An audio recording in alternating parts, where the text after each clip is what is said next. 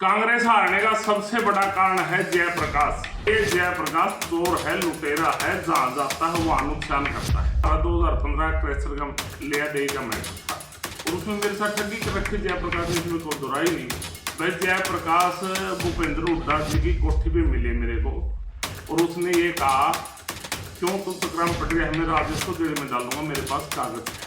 अगर किसी के सर को हो मैं यहाँ दोबारा सांसद बन जाऊँ, एक बार इस्तीफा देकर दोबारा फार्म भर के देख लो, 5000 वोट आ जाए। Rajesh Sandrana, member AICC all India Congress committee का सदस्य हूँ। और प्रेस कॉन्फ्रेंस मैंने इसलिए रखी है, 4-5 दिन पहले प्रेस कॉन्फ्रेंस थी, उसमें मेरा चर्चा हुआ था तो उसके बारे में मैंने प्रेस कॉन्फ्रेंस रखी। जी, क्या विषय क्या है? सबसे पहले तो मैं सभी पत्रकार साथियों का मैं धन्यवाद करता हूँ यहाँ पहुँचने पर, और जितने भी आपके व्यूअर्स जुड़े हुए हैं सबको मैं नमस्कार करता हूँ। आज मेरी प्रेस कॉन्फ्रेंस का उद्देश्य ये है, 4-5 दिन पहले प्रेस कॉन्फ्रेंस करी थी, 4-5 साथी थे कांग्रेस पार्टी के। उसमें एक मुद्दा उठ के आया था, नाम है उसका दलजीत। उसने दलजीत पंघाल ने चर्चा की थी, भाई जयप्रकाश भूपेंद्र हुड्डा जी की कोठी पे मिले मेरे को और उसने ये कहा क्यों तुम तकराम पट गया, मैं राजेश को जेल में डालूंगा, मेरे पास कागज है।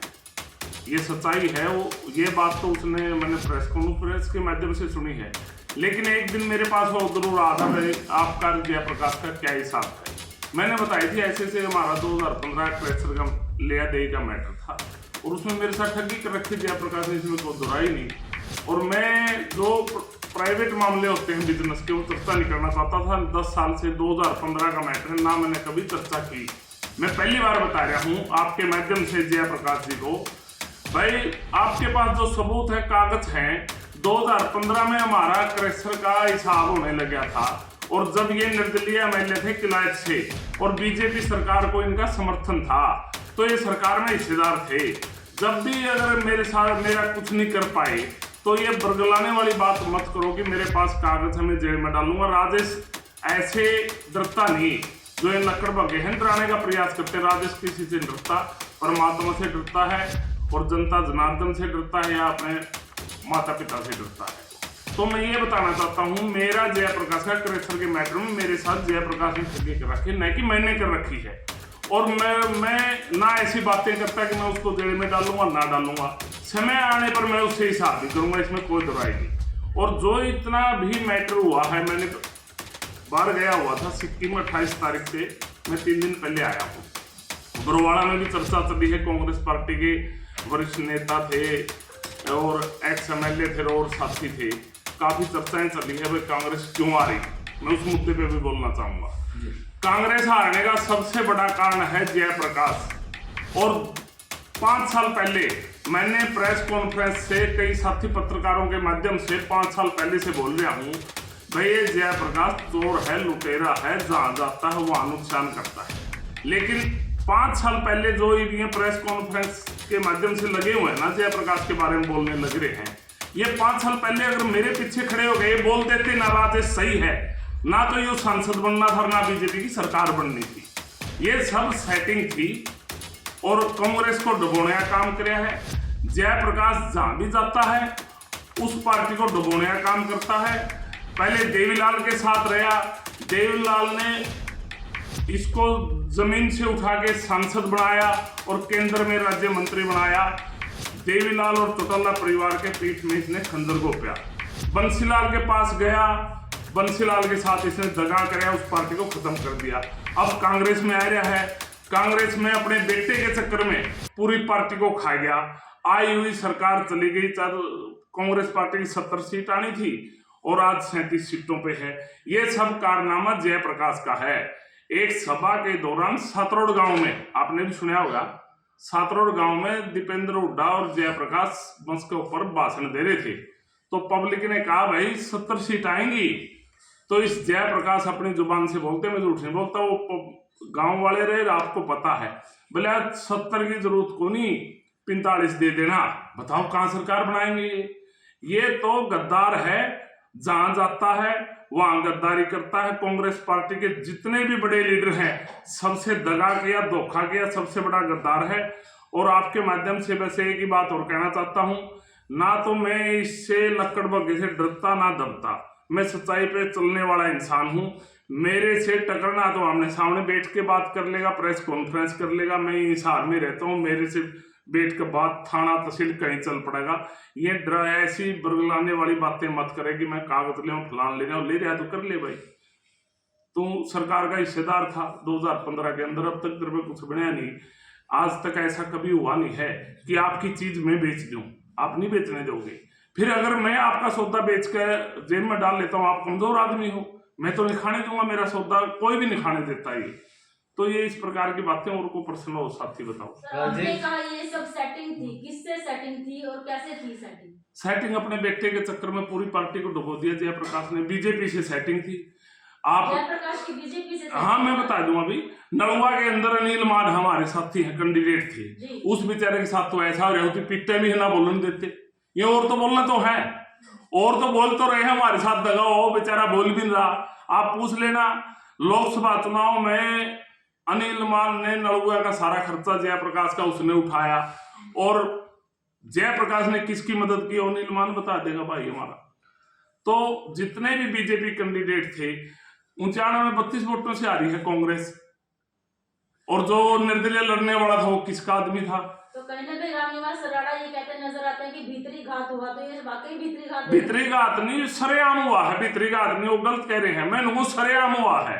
सरेआम मतलब कांग्रेस को मारने का प्रयास किया गया है। राजेश जी, पिछले कुछ दिनों में देखा जा रहा है कि कांग्रेस पार्टी के अंदर आरोप प्रत्यारोप की एक लहर चल पड़ी है। इस दौरान देखा जा रहा है कि जेपी के खिलाफ ये लहर चल रही है, तो कहीं उसी बहती गंगा में आप अपने हाथ तो नहीं धो रहे, या फिर आपके जो आरोप आप जेपी के ऊपर लगा रहे हैं उसके कुछ सबूत भी आपके पास है? देखो ऐसा है, मैं एक बात कहना चाहता हूँ, बहती गंगा में तो वो तो बेसंगा हाथ धो रहे हूँ मैं, तो आपने पहले मीडिया के माध्यम से सुना है जयप्रकाश के बारे में 5 साल से बोलता है, नहीं बोलता रहे, सुना होगा आपने, लेकिन वो अब समझ में आ गई ना, अब हिसार के लोग बोलने लग गए उसके खिलाफ। मेरी बात को अब वो कहने लगे वह राजेश सत्य है। अगर वो 5 साल बोलते ना तो ये सांसद बनना था, ना बीजेपी की सरकार बननी थी, दोनों काम नहीं। लेकिन देर सवेर जब उनके साथ ठगी हुई, चुनाव में उनके साथ धोखा किया जयप्रकाश ने, तो जब जाकर बोले है ना वो। मेरा सवाल है कि आपने आरोप लगाया कि आपके साथ पैसे के लेन देन के मामले में ठगी हुई है, तो क्या इसके कुछ सबूत भी आपके पास है या सिर्फ हवा हवाई की बात है? नहीं, हवा हवाई नहीं, सबूत है, मैं झूठ कभी नहीं बोलता। हमारी खाप 14 गांव उसके खरक पांडु में पंचायत लेके गए थे, पंचायत में फैसला हुआ था, बेकायदा पंचायत का, हमारे 14 गांवों की पंचायत का लेटर हेड पे लिखत है जो हमारा हिसाब हुआ। मैं कभी झूठ नहीं बोलता, ऑन रिकॉर्ड है, रिकॉर्ड भी दे दूंगा आपको। और मैं दोहराता हूं कि ये क्या कागज कोगज की किसी को बरगलने वाली बातें मत करे। राजेश हिसार में रहता, हरियाणा में को विदेश में रहता, सीधा टकरा ले भाई, है तो हिम्मत। राजेश ना डरता ना दबता। जयप्रकाश एक ऐसा इंसान है, दिन में चौटल्ला परिवार को गाली देता था, रात को उसके पैर पकड़ जाता था, बोले मैंने राजनीति करनी है जी, मेरी राजनीति जिंदा रह जाएगी। वो तो ऐसा कायर कमजोर आदमी है, राजेश ऐसा आदमी नहीं है, ना थूक का चैटर, जहां टक्कर धमकी है, जहां जिसको दुश्मन मान लिया था वो दुश्मन रहेगा, रात को छुप के उसके घर नहीं जाएगा, मेरे से गलती होगी। मैं तो स्पष्ट बोलता हूँ, स्पष्ट कहता हूँ। सुनने में बताइए सर, ये बताइए कि जयप्रकाश ने चौटाले का आगे बंदूक भी लगाई थी, ऐसा कुछ सुनने में आया था। क्या लगा? इलेक्शन के टाइम में जयप्रकाश ने चौटाले का आगे बंदूक भी लगाई थी, वोटिंग के टाइम में। पता नहीं, वो तो उनका मैटर है, ये मैंने तो सुना नहीं कभी इस प्रकार की। मैं झूठ की तो बात नहीं करता, बंदूक मैंने कभी ये बातें नहीं सुनी है। जी सर, किस तरह का लेन देन था? क्या आप पैसे मांगते थे? कितने पैसे आप उनसे मांगते थे? और बेची हुई थी? वो हमारा क्रेशर था दादरी के अंदर, इकट्ठा था, इसके भांजा का नाम इसने करा रखा था, हम 50-50 के पार्टनर थे। जितनी क्रेशर की पेमेंट आती रही ये अपने हिस्से की लेता रहा, जब नाम कराने की बात आई जब आंख दिखाने लग गया। ये तो इस प्रकार का मामला है। राजेश जी, कितने करोड़ों का लेन देन था? कितने धोखाधड़ी हुई? क्या मतलब कितने करोड़ रुपए आप उनसे मांगते हैं? वो तो लिखत है मेरे पास, जितना भी जो भी हमारा हिसाब है मीडिया सामने सारा तो बोल लेना जाता। राजेश जी, आपका लेन देन का मामला आ लिया, सब कुछ हो लिया, क्या आपने आरोप लगाए कि उन्होंने सरकार लाने में जो है ना कुछ गड़बड़ करी, वे कांग्रेस सरकार का मुंह देखना पड़ा, तो क्या इसको लेकर आप आईसीसी मेंबर भी बताते हैं अपना आपको, क्या ऊपर हाईकमान को भी आपने लिखा पड़ी की? मैंने हाईकमान को लिखा पड़े कि एक वीडियो है उसके भाई की, देखी होगी आपने, अब दिखाऊं तो देख रखी सबने, रणधीर सिंह धीरा की, वो जातिगत शब्द नहीं बोल रहा, आपने देखा होगा वो कितने अभद्र रूप से जातिगत शब्दों का प्रयोग कर रहा है, जात का नाश हो जाएगा, फलाना हो जाएगा। तो सरकार एक जाति से सरकार नहीं बनती, हम 36 जाति को साथ लेके गुलदस्ता सजा के चलते हैं जब सरकार बनती है। उसने जातिगत बातें की है, ये वीडियो तो आप बाद में आओ तो सारा उस टाइम वायरल हो गया ना, नारनौंद में क्या वाकया हुआ आपने वहां का वीडियो देखा होगा। ये सब एक गैंग थी और इस गैंग ने अपने अपने चक्कर में और पार्टी को खत्म करने का काम किया और कांग्रेस को हराने का काम किया मिलकर। मतलब 9 के 9 जिस तरीके से हल्के थे, सभी हल्कों में कांग्रेस हारी है, आप मानते हैं कि उस वजह से हारी है, उनकी वजह से हारी है? बिल्कुल आ रही है, सरेआम आ रही है। अपने बेटे के चक्कर में पार्टी को डुबोने, कांग्रेस को खत्म करने का काम किया, कांग्रेस के लीडरों से गद्दारी की। जयप्रकाश ने, मैं तो बोलता हूँ। तो जयप्रकाश जी जब इतने आरोप आप उनके ऊपर लगा रहे हैं जयप्रकाश के ऊपर, तो सांसद की टिकट ही क्यों दी? क्या आप लोगों से बातचीत नहीं की? जो केंद्र में आपका नेतृत्व बैठता है या प्रदेश के स्तर पर जो आपका नेतृत्व बैठता है, बात तो करते हुए कार्यकर्ता से? बिल्कुल, ये सबसे, मैं खुद कहता हूँ, बात हुई, ये सबसे गलत फैसला था। उसको टिकट ना मिलती तो ना तो बीजेपी सरकार आनी थी, उसको टिकट ही गलत मिली और टिकट उस समय पे मिली जब किसान, हर मेरा वर्ग सारा जितना सब दुखी था। टिकट एग्जिट पोल 70+ दिखा रहा था उस समय पे, ये जो है समीकरण एकदम से बदल गए। तब भविष्य में आप हरियाणा में कांग्रेस को क्या भविष्य देखते हैं? कांग्रेस की मैं सबसे पहले ये कहता हूँ, हमारे राष्ट्रीय अध्यक्ष हैं खड़गे जी, हम खड़गे जी के पास जाके जो ये पार्टी के अंदर गद्दार घुसे हुए हैं इनके खिलाफ आवाज उठाएंगे और इनको पार्टी से बाहर का रास्ता दिखाएंगे। पूरा हमारा प्रयास रहेगा, हाईकमान से पूरी चर्चा करेंगे। और गद्दार कौन बता रहे हो आप? हाँ जी, जेपी के अलावा गद्दार किसको बता रहे हो? गद्दार उसका भाई की वीडियो है, सरेआम है, वो भी एक्स एमएलए है और उसके साथी इर्द गिर्द काफी हैं, एक गैंग है ये। इसलिए गैंग कांग्रेस से बाहर जाएगी, फिर कांग्रेस उभर के आएगी। मतलब काले बेड़े कहीं है? बिल्कुल है। राजेश जी, कांग्रेस भवन कांग्रेसियों का ठिकाना है, फिलहाल तो बहुत सारे कांग्रेसी बाहर निकाले गए हैं, कोई प्रेस कॉन्फ्रेंस वगैरह कुछ एक लोगों के अलावा कोई कर नहीं पाता, तो इस पे क्या कहें? नहीं, ये तो देखो, मन्ना पता नहीं, वो कांग्रेस भवन पार्टी का है, किसी की बापोती नहीं है, वो ना किसी का उसके ऊपर कब्जा है। जी चाहे वो इंसान कांग्रेस का छोटे से छोटा कार्यकर्ता प्रेस कॉन्फ्रेंस कर सकता है। मन्ना तो मेरी मर्जी से अपने घर बुलाई है, इसमें कुछ पार्टी की बातें करनी थी और जो पार्टी लेवल पे प्रेस कॉन्फ्रेंस वो कांग्रेस भवन में करते हैं। अगर फिर भी इस प्रकार की कोई बात हो, वो मैंने वो भी सुनी थी, हमारी प्रेस कॉन्फ्रेंस नहीं होने दी, तो आरोप लगाया। फिर आप अंदाजा लगा लो, इसका मतलब वो कांग्रेस को खत्म करने पे लगे हुए हैं ना, ये जो गैंग है जितनी, तो इस गैंग को कांग्रेस से बाहर करना पड़ेगा। और सभी साथियों को मैं तहे दिल से धन्यवाद करता हूं। गैंग का आप जिक्र कर रहे हैं, नारनौंद की वीडियो का भी जिक्र कर रहे हैं, उस वीडियो के अंदर ऐसा क्या है जिसको लेकर के जो है उसके बारे में थोड़ा सा? उसमें जातिगत टिप्पणी थी, आपने देखा होगा।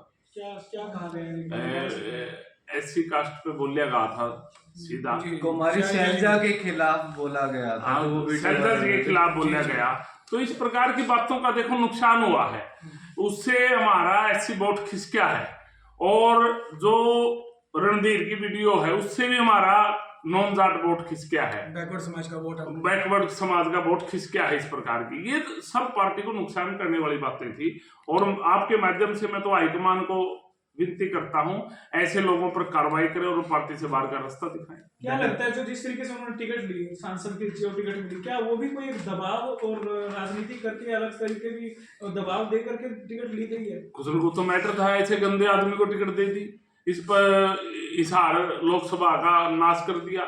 यहाँ तो एक अच्छे कार्यकर्ता को दे देते, वो भी जीता, लहर में है, लहर में जीते हैं वैसे जीते। अगर किसी के सर को हो मैं यहाँ दोबारा सांसद बन जाऊं, एक बार इस्तीफा देकर दोबारा फार्म भर के देख लो, 5000 वोट आ जाए। तो अगर निर्दलीय अगर खड़े होते तो वो नहीं जीते। 5000 पर्ची आ जाए, आगे समय बहुत है, भर के देख लेना, लड़ा लेना, 5000 पर्ची आ जाए।